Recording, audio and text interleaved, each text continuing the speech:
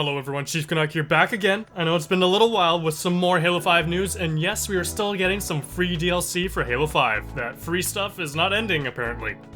In the latest community updates, we've been slowly fed more details about the next content update for Halo 5, which is presumably coming sometime this fall as mentioned back at RTX. The next content release not only adds the content browser and Forge on Windows 10, but also new REQs, Forge items, and maps. First up, yes, the content browser is finally on its way. It's sad it took this long, but it's exciting that we're finally getting one. Along with it comes Forge prefabs, which will allow people to share object groups. So if you make a really cool building, cool design, a cool vehicle weld, or practically anything, you can share it so people can use it on their maps. It's like copying and pasting from a library that you share to. I can't wait to see what people create and share now, especially with Halo 5's Forge coming for free to Windows 10. Which, if you haven't heard, you'll be able to forge and play custom games on your PC. There's no server browser, but you'll be able to invite friends to test your creations, use keyboard and mouse, resolution up to 4K, you name it if your PC supports it. In the recent community update, 2 concept art pieces for a new upcoming multiplayer map were shared. It looks very St. Helios-like, almost getting this temple-quake vibe to it. We'll see more about this in a few weeks as well. Here we have a look at a few of the new REQs coming with the update. The blog post tells us that there will be indeed new weapons, skins, attachments, and more. First up, we have the Gunfighter Ultra Rare Magnum. It is indeed a loadout weapon. The description says it's a quick draw Magnum with fast reload magazines, but only features iron sights. No smart link module is attached.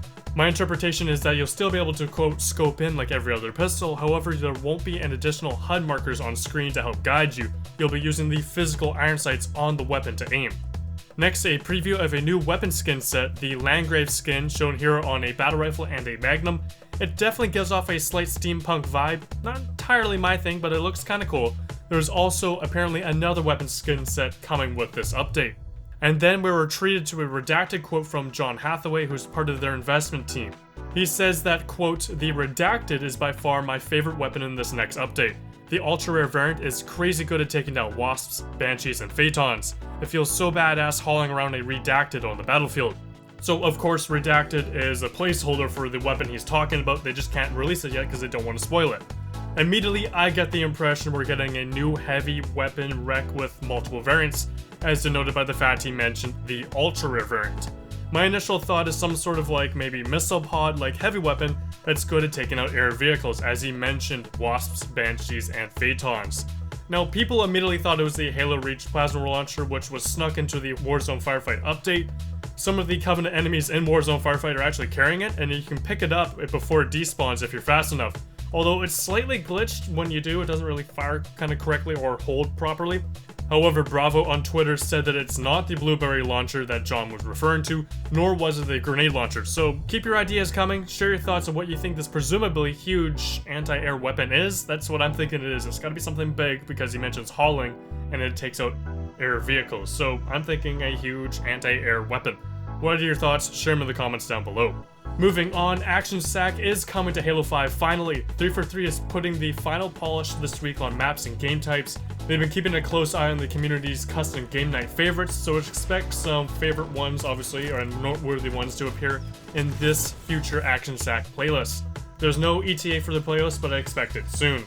As for when the content update is going to be released, all I know is this fall. That is the window of time they told us that the Forge for Windows 10 would release back in RTX. They mentioned this, and we know that this update is going to release alongside that, so presumably everything's still on schedule. We'll be getting it sometime this fall. The update, Forge for Windows 10, new REQs, all that stuff. So it still seems like a sizable update. And that's it for the Halo 5 news. Rather short news, of course, as we're very late into the video game cycle, and it's summertime.